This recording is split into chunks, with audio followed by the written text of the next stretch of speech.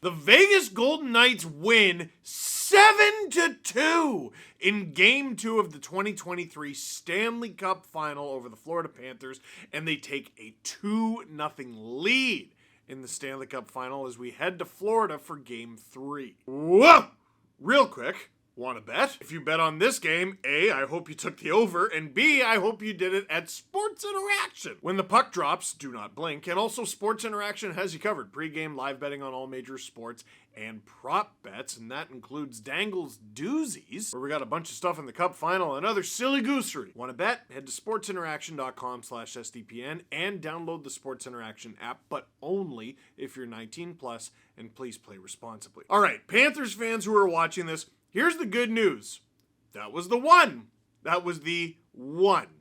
Very often in a series, and we've seen many times in recent memory in the Stanley Cup Final, there's one game that gets super out of hand. One game where nothing goes right for one team and everything goes right for the other, and on top of that, one team gets absolutely none of the calls, and the other team gets all of them. And for games like this, when you're going to make a post-game video, you have to make a decision. Do you talk about absolutely everything that happened in the game, break down every goal and every incident that led to a misconduct even? Or do you just kind of do the greatest hits, or divide it into two? You talk about the goals and then you talk about the shenanigans. Dude, can I show you the box score? I thought this was a glitch on NHL.com. I don't remember the last time I've seen it quite this bad. Oh, the Panthers outshot Vegas 31-28. That's pretty normal. Holy cow! 84-63 were the penalty minutes! 84-64. That is 148 penalty minutes. James Myrtle of The Athletic with a couple unbelievable stats on that front. Like, this could be a record breaker from Myrtle. Record for most penalty minutes in a Stanley Cup Final is 508 for Canadiens Flames in 1986. Golden Knights Panthers is over 200 already. That stat's hilarious because you're like, oh my goodness, how did they generate 508 penalty minutes? Oh, it was the 80s. And for those of you wondering, I did in-depth research, and by that I mean I Googled it. That was a 5-game series. I don't think there's a snowball's chance in the deepest depths of heck that that record gets broken in this series, but 300, 400 maybe. 500 is going to be really hard to catch. And there was one player in particular who was at the middle of that, and it might surprise you, Matthew Tkachuk. Myrtle had a stat for that too. With 36 penalty minutes, Matthew Tkachuk has the 9th most penalty minutes in the Stanley Cup Final in NHL history. After 2 games, he should have no problem hitting the record of 53 at this rate. I need to say it again with you seeing my face in the tweet right here in case you want to reference it again. Matthew Tkachuk is already, through 2 games in the series, top 10 in penalty minutes in the Stanley Cup Final ever. Ever. No one ever. 9th! Now, he even said it himself. One of those misconducts, yeah, fair enough. Yeah, I don't know. For me, who obviously doesn't like a brand of hockey where just everyone gets away with murder and nothing matters, even I was looking at those misconducts and going, that's a little...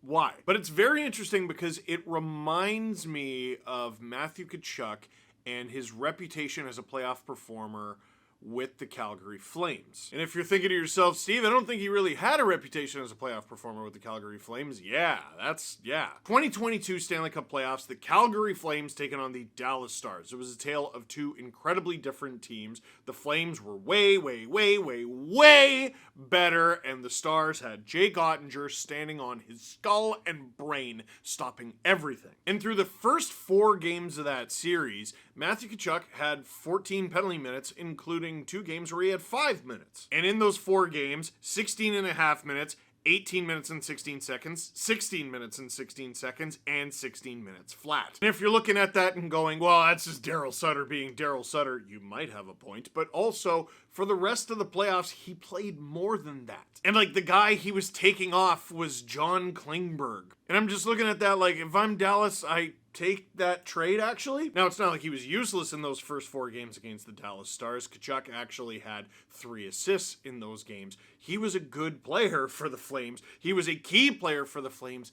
And that's why he's got to be out of the box. Listen, with a player like him, you accept that he's going to be in the box sometimes, maybe even a decent amount of the time. But he's too important to the Florida Panthers' everything to be going in there for 10 minutes at a time. This dude has played 17 games for the Florida Panthers in these playoffs. He's only been held off the score sheet entirely in 4 of them. 4! This dude is probably up for the Conn Smythe Trophy, and after the couple games that Sergei Bobrovsky has had here, if Florida were to win the cup, Tkachuk probably wins the thing. And Paul Maurice sent him a message, and he got benched, and he comes off the bench, and he immediately scores a goal before getting kicked out of the game. What Paul Maurice does with Tkachuk for the rest of the series is going to be fascinating, because Tkachuk has to play with fire. You send him out there all angry in a game where his team is way down, and he flattens Jack Eichel. Flattens him, and the hit is clean as a whistle. That's not even why he got a penalty. So he's got to keep that edge, but he has to be on the ice. Now, after saying all that, the Vegas Golden Knights did open the scoring with a power play goal, and it wasn't Tkachuk who took the penalty. It was Lomberg on Jonathan Marchessault, who scores in the ensuing power play. Jonathan Marchessault, who may never not score again! His 11th of the playoffs after not scoring in the entire first round, and it's 1-0 Vegas. Near the end of the first period, and I said, I'm pretty sure either in last Cup Check video or on the podcast, Vegas had 2 goals from defenders in that first game. I don't think that's going to happen again. Alec Martinez just floats it on, and that's his first of the playoffs! Dude, over the first 2 games of the series, Shea Theodore got his first of the playoffs, White Cloud got only his second, and now Martinez has his first of the playoffs. And now it's starting to feel like all those goals that Bobrovsky just was not allowing through the first 3 rounds, inexplicably, are finding their way by him. And by inexplicably, you gotta give credit to Vegas. They are ridiculously fast for a team that big. Like, big used to mean slow. It doesn't anymore. And all the big, fast players, Vegas found them all. My podcast co-host Jesse Blake told me a stat that blew my mind today. Jonathan Marchessault is the only player on Vegas's roster from this game under 6 feet tall. What? The only one? So naturally that short king had a 3-point game, but the team is so big, and they're just able to do things that Florida's previous opponents weren't able to do. Vegas is just barreling through the Panthers. They don't have to change their path as aggressively because they're not as worried about getting hit. You don't want to take the hit to make a play, but they're not afraid to do it. And it was 2-0 after the first period, and Panthers fans might be like, Steven, aren't you forgetting something? No, I am not. Radko Gudas was banged up heading into this one. Florida decided to go with the 11-7 setup, bring Fitzgerald in case Gudas can't make it the whole game, and he doesn't even make it out of the first period. He goes into a battle along the boards with Ivan Barbashev and comes out worse. I will admit, this is one of those hits that I have a bit of difficulty with, because I understand just broad strokes, penalize every hit to the head. And when you hear that out loud, you're like, yeah, of course you should penalize every hit to the head. And then you start watching a compilation of a bunch of hits and you're like, oh, every hit? But not every hit is intentional. You can try to line a guy up for the shoulder, but if he moves, like for example, Matthew Tkachuk nails Jack Eichel in this game, and he gets Eichel flush in the shoulder, which the more you watch it is a miracle and maybe just pure luck, because Jack Eichel toe picks into the hit. At that point, Tkachuk does not have full control over where he plants this hit. He can aim for the chest, he can aim for the shoulder, but at the end of the day, the target who he is targeting, who is going very fast, fell and greatly changed their trajectory. So for this one, was there malice in what Barbashev was doing? I'm not sure, but I am sure that I did not love watching that happen to Radko Gudas. Like, that is such a fierce warrior, and to get up and just basically head off the ice without doing anything, that's how you know he's busted. Beginning of the second period, things just do not get better for the Panthers. Nick Roy, one of several Vegas Golden Knights, just making it miserable around the Florida Panthers net, completely overwhelms them, and it's in. And after that, the Stone play. So the puck is in Vegas's zone, and Stone breaks his stick. he doesn't drop it right away because it's not like broken, it's like hanging on by a thread broken. And unless the ref yells at you to drop the stick because he saw it, you don't need to drop that stick. This isn't even the first time I have seen a player break their stick, hold on to it in a defensive situation, at the right time make a decision, okay, I'm just gonna let it break now, go to the bench, get a stick, and set up a goal. Any Leaf fans watching this, you're like, oh, wait a sec, that sounds familiar. Oh yeah, Mitch Marner did exactly that. It's true, he did. Well, on this one, Mark Stone breaks the stick, holds onto it for a little bit, holds it with the read, breaks it, kind of throws it. Don't know if you're allowed to do that, but he breaks it and throws it anyway. Lays a hit on Montour. Montour falls down. Stone keeps going. He goes and grabs the stick. He gets the puck. He sends it over to Brett Howden, who flies across the Panthers net and tucks it in. And listen, the Panthers are a good team who can create chaos and score all kinds of goals, but when that one went in, I'm like, first of all, that's a hat pick. Second of all, Vegas is winning this game. The rest of it is just going to be anarchy. And it's not even because I thought Vegas was completely blowing out Florida, because there were at least 3 instances in this game where Florida did end up getting 2 goals anyway. 3 instances in this game where I needed to ask the hockey gods, where do I file a complaint? Or where do I send an email?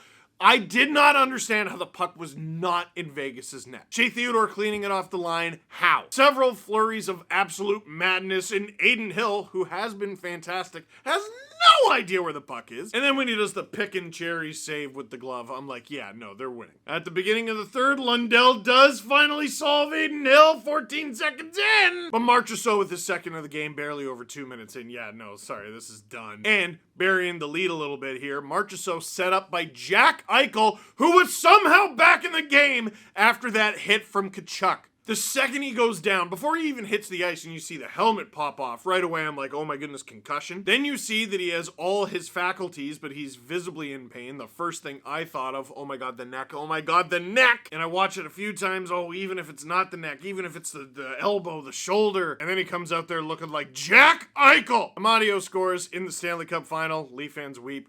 Matthew Tkachuk scores that 1 goal after getting benched, and Brett Howden gets a power play goal, which I'm sure is going to drive Panthers fans nuts. 7-2. 7-2. And we now have 2 days off until Game 3 in Florida on Thursday.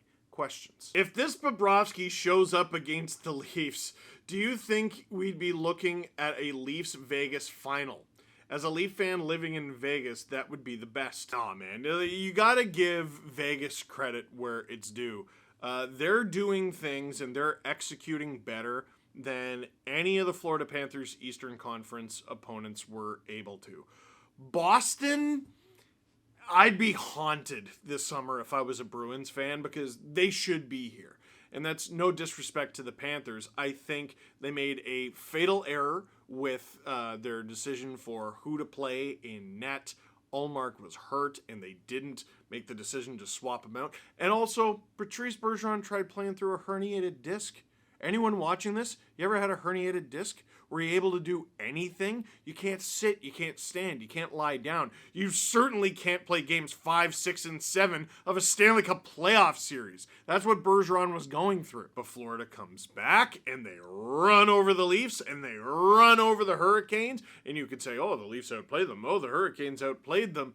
They won, man. It took 9 games for them to beat 2 teams. Even if Vegas is getting the exact same number of chances as the Bruins or the Leafs or the Hurricanes, I think they're getting cleaner looks, and it's because of their hard work and their belligerence and just their effort that they're getting those clean looks. From a Panthers fan, count the missed calls in Vegas challenge. You'll be there for a while. Listen, I'm going to say something that's going to sound like I'm making fun of you, and I'm not. I'm on your side. It's amazing that there were 148 penalty minutes in this one, and you're right, they did miss a ridiculous amount of calls. Dude, I called it before the series even began, and Panthers fans, just meet me here, meet me on middle ground.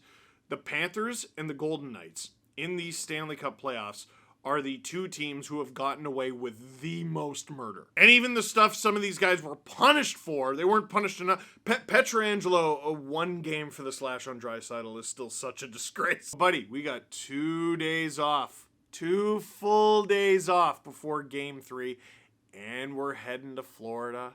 These officials are going to be walking around. They're going to be seeing all sorts of Florida Panthers fans wearing their Florida Panthers stuff. Paul Maurice is going to be playing that microphone like a fiddle like he has all playoff long.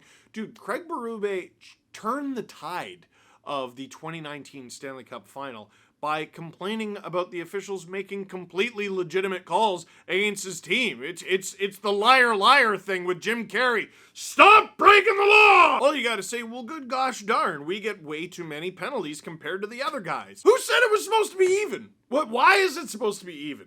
If I slash you 5 times and you slash me twice, who should get more slashing calls? Correct answer is, we get the exact same amount of slashing calls. I get 3, you get 3. But Steve, you said I only slashed you twice. Yes, but this is hockey, and it's literally the way it's always been. It's the Stanley Cup Final, too. This parade to the box will not continue. They're going to start letting stuff go. And the Panthers are going to have the benefit of last change. And, buddy, I don't think this thing is over. Not by a long shot. So, that is it for this edition of Cup Check. Thank you very much for watching. Click like if you like this video. Click subscribe if you really liked it. Tell all your friends. Can we hit 150 penalty minutes next video?